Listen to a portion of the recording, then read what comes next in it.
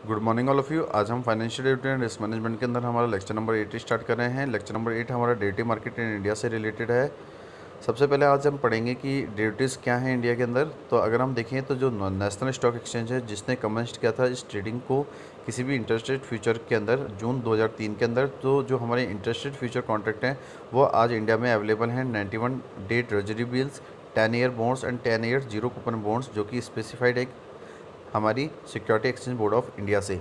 उसके बाद अगर हम देखें तो एनएससी ने जो कमेंट्स की थी ट्रेडिंग फ्यूचर के अंदर वो एक इंडिविजुअल सिक्योरिटी के अंदर की थी, जो कि नवंबर 9 2001 में की थी। और हमने जो फ्यूचर कॉन्ट्रैक्ट्स थे इस मार्केट के अंदर वो अवेलेबल किया थे किसी भी 31 सिक्योरिटीज़ के अंदर, जो कि एससीबी से स्टिपुलेटेड थे। और बीएसई ने स्टार्ट की थी ट्रेडिंग किसी स्टॉक ऑप्शन और फ्यूचर्स के अराउंड, जो कि सेम टाइम के अंदर एनएससी में भी की गई। अगर हम नेक्स्ट पॉइंट देखें तो जो कॉमोडिटी फ्यूचर है जैसे कॉफ़ी हो गई, ऑयल सीड्स हो गया, ऑयल गोल्ड सिल्वर पीपर हो गया, कॉटन हो गई, जूट हो गई और जूट बूट्स हो गए, जो कि ट्रेड किए जाते हैं किसी भी कमोडिटी फ्यूचर के अंदर। तो जो फॉरवर्ड मार्केट कमीशन है वो रेगुलेट होता है किसी भी ट्रेडिंग में, जो कि किसी कमोडिटी फ्यूचर में किए जाते हैं। इसके बाद अगर देखें हम नेक्स्ट पॉइंट क्या है कि जो इंडेक्स फ्यूचर है वो बेस्ड होते हैं सेंसेक्स और निफ्टी इंडेक्स से। तो जो ट्रेडेड होते हैं वो सुपरविजन होते हैं किसी भी security exchange board of India के अंदर। इसके बाद अगर हम देखें नेक्स्ट पॉइंट क्या है कि जो एनएससी है वो सबसे पहला फर्स्ट एक्सचेंज था जिसने ऑप्शंस के अंदर ट्रेडिंग स्टार्ट की थी किसी भी इंडिविजुअल सिक्योरिटी के अंदर। तो जो ट्रेडिंग हम ऑप्शंस और करते हैं किसी भी इंडिविजुअल सिक्योरिटी के अंदर वो कमेंट की गई थी जुलाई 2001 के अंदर। और लास्ट पॉइंट क्या है कि आरबीआई भी अपने बैंक्स को, जो भी आरबीआई के अंडर वर्क कर रहे हैं उनको परमिट करता है, फाइनेंशियल इंस्टीट्यूशन प्राइमरी डीलर्स को एंटर करता है किसके अंदर, हमारे फॉरवर्ड रेट एग्रीमेंट में इंटरेस्ट रेट स्वैप के अंदर, जहाँ पे हम ऑर्डर करते हैं, फैसिलिटेट करते हैं हेजिंग को, जो कि इंटरेस्ट रेट रिस्क और ये इंश्योर करती है कि हम अपने डेरिवेटिव मार्केट के डेवलपमेंट में पार्टिसिपेट करें। इसके बाद अगर हम देखें डेरिवेटिव मार्केट की, तो डेरिवेटिव मार्केट वो मार्केट होते हैं जहाँ पे डेरिवेटिव सिक्योरिटीज़ को ट्रेड किया जाता है। और अगर हम डेरिवेटिव्स की बात करें तो उनको ट्रेड किया जाता है किसी भी एक्सचेंज या ओवर द काउंटर मार्केट के अंदर। तो जो डेरिवेटिव एक्सचेंज है वो मार्केट है जहाँ पे हम इंडिविजुअल ट्रेड करें किसी भी एक सेंट्रलाइज कॉन्ट्रैक्ट के अंदर, जो कि किसी भी एक्सचेंज के अंदर मेन डिफाइन किया गया है। अगर एग्जांपल देखें हम कि अगर इंडिया के अंदर जो स्टॉक फ्यूचर और ऑप्शन ट्रेड किए जाते हैं वो एनएससी के अंदर किए जाते हैं और बीएससी के अंदर किए जाते हैं। और अगर हम कमोडिटी डेरिवेटिव की बात करें तो जो कमोडिटी डेरिवेटिव्स हैं उनको ट्रेड किया जाता है एमसीएक्स मल्टी कमोडिटी एक्सचेंज और NCDEX means national commodity and derivatives exchange के अंदर। और जो ओवर द काउंटर मार्केट है वो टेलीफोन और कंप्यूटर लिंक नेटवर्क होते हैं, जो कि डीलर्स के पास होते हैं जहाँ पे कोई भी फिजिकली मीट नहीं होती है। इसके बाद अगर हम देखें तो जो ट्रेडर्स हैं वो जितनी भी ट्रेडिंग है वो फ़ोन के थ्रू किए करते हैं। यूजुअली अगर हम देखें तो दो फाइनेंशियल इंस्टीट्यूशन या बिटवीन फाइनेंशियल इंस्टीट्यूशन वो अपने क्लाइंट के को फ़ोन के थ्रू क्या करते हैं, ट्रेडिंग करवाते हैं। इसके बाद अगर हम देखें डेरिवेटिव मार्केट की, तो जो डेरिवेटिव मार्केट है वो फाइनेंशियल मार्केट है डेरिवेटिव्स के, जहाँ पे फाइनेंशियल इंस्ट्रूमेंट जैसे कि फ्यूचर कॉन्ट्रैक्ट्स ऑप्शन जो कि ड्राइव किए जा रहे हैं किसी अदर फॉर्म ऑफ एसेट्स के अंदर। तो जो डेरिवेटिव मार्केट्स हैं वो इन्वेस्टमेंट मार्केट होता है जहाँ पे हम गियर करते हैं किसी भी डेरिवेटिव्स को बाइंग और सेलिंग करने के लिए। तो जो डेरिवेटिव सिक्योरिटीज़ हैं किसी भी फाइनेंशियल इंस्ट्रूमेंट की, तो वहाँ पे हमें वो वैल्यू को लेना होता है जो कि लीस्ट पार्ट होता है किसी भी वैल्यू को लेके। तो जो वैल्यू है किसी भी अनदर सिक्योरिटी की उनको हम कहते हैं अंडरलायर। तो जो अंडरलायर है वो तब आती है किसी फॉर्म में जब हम उसको इंक्लूड करते हैं किसी भी कमोडिटी, मॉर्गेज, स्टॉक, बॉन्ड्स और करेंसी के अंदर।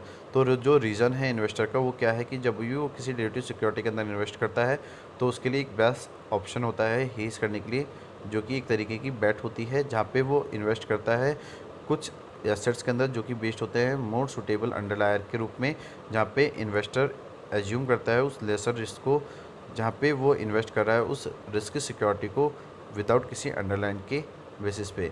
इसके बाद अगर हम देखें कि कुछ पॉइंट के थ्रू हम बता रहे हैं यहाँ पे कि जो रिलेशन है हमारे अंडरलाइंग और डेरिवेटिव्स के बीच में वो फॉरवर्ड ऑप्शन और स्वैप्स होते हैं। अगर हम टाइप्स ऑफ अंडरलाइंग देखें तो वो कौन कौन से हैं हमारे, equity derivatives, foreign exchange derivatives, interest rate derivatives, commodity derivatives and credit derivatives.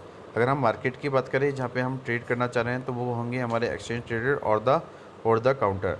और लास्ट पॉइंट है कि जो पे ऑफ है प्रोफाइल का, वहाँ पे जो डेरिवेटिव्स है हमारी वो नॉन लीनियर पे ऑफ डायग्राम होती हैं जो ड्यू होती है किसी भी एम्बेड ऑप्शनलिटी से रिलेटेड।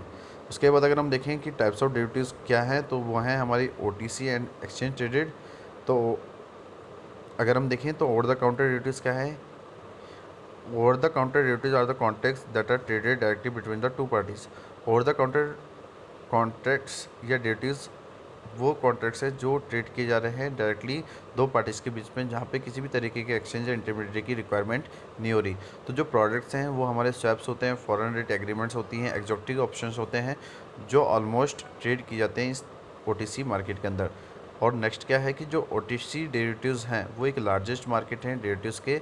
तो ये लार्जली अनरेगुलेटेड होते हैं, जिसके रेस्पेक्ट में हमें कोई भी इंफॉर्मेशन डिस्क्लोज नहीं होती किसी भी दो पार्टीज़ के बीच में। तो जो ओटीसी मार्केट है वो मेडअप किए जाते हैं किसी भी बैंक या हाईली स्पोसिफिकेटेड पार्टीज़ के लिए, जहाँ पे अगर हम देखें तो वो हमारे हेज फंड्स होते हैं। तो अगर हम रिपोर्टिंग देखें किसी भी ओटीसी अमाउंट को तो वो बहुत डिफ़िकल्ट होती है, क्योंकि जो ट्रेड्स है वो अगर होता है किसी भी प्राइवेट के अंदर, मीन्स हम पब्लिकली उसको नहीं परफॉर्म करते हैं। तो जो भी एक्टिविटी होती है वो विजिबल होती है किसी भी एक्सचेंज के अंदर। उसके बाद अगर हम देखें तो नेक्स्ट क्या है हमारे exchange traded derivatives contract means ETD. ETD वो डेरिवेटिव इंस्ट्रूमेंट है जहाँ पे हम ट्रेड करें किसी भी एक स्पेशलाइज्ड डेरिवेटिव एक्सचेंज या किसी अदर एक्सचेंज से। तो जो डेरिवेटिव्स एक्सचेंज है वो एक्ट करते हैं एज ए इंटरमीडिएटरी, जहाँ पे सारी जो रिलेटेड ट्रांजेक्शन्स है वो किसी इंटरमीडिएटरी के थ्रू की जाती है, और जो भी हम इनिशियल मार्जिन लेते हैं बोथ साइड से, मींस बोथ पार्टी से, उनका जो ट्रेड किया जाता है वो एक एक्ट एज ए गारंटी के रूप में किया जाता है। तो आज के लेक्चर के अंदर हमने समझा कि जो डेरिवेटिव्स हैं इंडिया के अंदर वो किस तरीके के हैं। तो हमने देखा कि एनएससी और बीएससी ने भी इन डेरिवेटिव मार्केट के अंदर अपना कुछ कंट्रीब्यूशन किया। उन्होंने भी interest rate options, futures, forwards के अंदर ट्रेडिंग स्टार्ट की, कमोडिटी फ्यूचर्स के अंदर ट्रेडिंग स्टार्ट की, जो हमने आगे पॉइंट्सों के अंदर देखे थे। उसके बाद हमने देखा था कि जो डेरिवेटिव मार्केट है वो क्या है। तो अगर हम देखें तो इंडियन स्टॉक फ्यूचर और ऑप्शंस को है जो ट्रेड किए जाते हैं एनएससी और बीएससी के अंदर। लेकिन अगर हम कमोडिटी डेरिवेटिव्स की बात करें उनको ट्रेड किया जाता है एमसीएक्स और एनसीडीएक्स के अंदर। तो एमसीएक्स क्या है हमारे मल्टी कमोडिटी एक्सचेंज, और एनसीडीएक्स क्या है हमारे national commodity and derivatives exchange. तो अगर हम देखें कि जो डेरिवेटिव मार्केट है इंडिया में वो ओटीसी और एक्सचेंज ट्रेडेड में किए जाते हैं। तो अगर हम ओटीसी की बात करें तो ओटीसी वो मार्केट होते हैं जहाँ पे हमें किसी भी इंटरमीडिएटरी या किसी भी स्पेशलाइज्ड एक्सचेंज की रिक्वायरमेंट नहीं होती। यहाँ पे हम जो भी अपने डेरिवेटिव्स को ट्रेड करते हैं वो टेलीफोनिक या ऑनलाइन या किसी नेटवर्क के थ्रू करते हैं। और अगर हम देखें तो यहाँ पे कोई भी फिजिकली मीट नहीं होती है एक बायर और सेलर के बीच में। उसके बाद हमने देखा कि जो नेक्स्ट हमारा मार्केट होता है जहाँ पे हम अपने डेरिवेटिव्स को ट्रेड करते हैं, तो वो हमने देखा था कि एक्सचेंज ट्रेडेड में। तो एक्सचेंज ट्रेडेड के अंदर एक सेंट्रलाइज्ड लोकेशन होती है, सेंट्रलाइज्ड प्लेस होता है, सेंट्रलाइज्ड एक्सचेंज होता है, जैसे कि हमारी बीएससी और एनएससी है। तो वहाँ पे हम फिज़िकली मीट करते हैं, और साथ साथ हमको जो प्राइजेज़ हैं उस मार्केट की वो विजिबल होती हैं, जहाँ पे ट्रेडर्स को किसी भी एक इंटरमीडिएटरी की रिक्वायरमेंट होती है जो उसके बिहाफ पे क्या करता है अपने कॉन्ट्रैक्ट्स को सेटलमेंट करता है किसी भी एक्सचेंज के अंदर अपने प्रॉफिट को देख के। और अगर हम देखें तो इस मार्केट के अंदर हम अपनी रिस्क को भी इजीली क्या कर लेते हैं, ट्रांसफ़र कर देते हैं मार्केट कंडीशंस को देख के। तो ट्रेडर्स को जहाँ पे भी अपने प्रॉफिट को लगता है कि इस मार्केट से मुझे ये प्रॉफिट मिल रहा है, तो with the help of the participants we transfer our risk from buyer to seller to gain the maximum profit from the markets.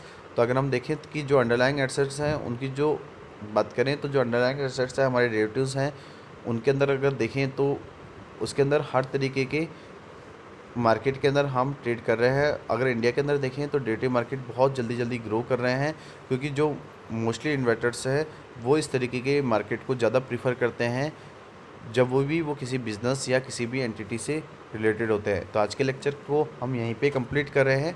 हमारी जो यूनिट फर्स्ट है वो यहाँ पे कंप्लीट होती है। आज के लिए इतना ही। Thank you so much and have a nice day.